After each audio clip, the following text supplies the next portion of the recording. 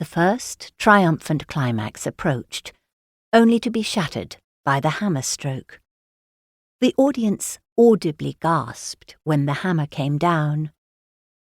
With the second stroke, the excitement increased, though Natasha had not thought that could have been possible.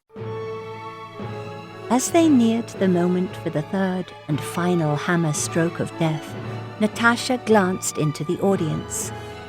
People were jumping up and down. Several of the more fervent Mahlerians literally seemed to be pulling their hair out. Natasha had never experienced anything like this.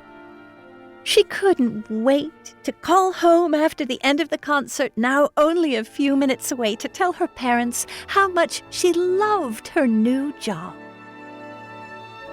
It was the moment. Maestro Kruger raised his arm high above his head. Would it come down, signaling the percussionist to bring down the mighty hammer?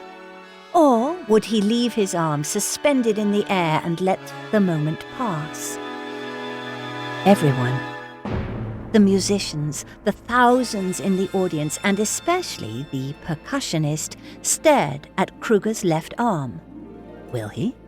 Won't he? A Roman Caesar signaling thumbs up or down to an expectant gladiator, to kill or not to kill. His arm came down.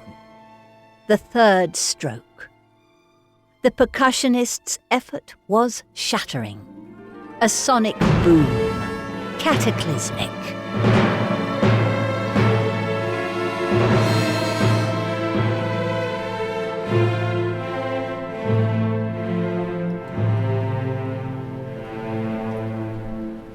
There was a shout. Rising above all else, a shout. Stop! It was Fritz Wulfart, Natasha Conrad's stand partner. The orchestra came to a ragged stop. What could it mean? At first, the audience was agitated, rebellious. Who would do such a thing? Who would bring the performance to a halt?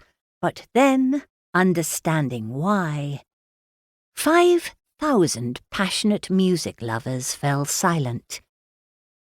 Natasha Conrad slumped awkwardly, her head finding a resting place on Wulfart's trusty shoulder, as if the symphony had exhausted her and she had to pause. She held her violin out to hand to Wulfart, who instinctively caught it as her grasp on it loosened, saving it from breaking when it most certainly would have fallen to the ground. When he looked at Natasha's face, he understood what had happened and began to cry. She opened her eyes wide to him, seemingly bewildered. Then they closed. A single bullet had pierced Natasha's right temple. Her first concert was her last concert. Mahler's third hammer stroke had claimed its victim.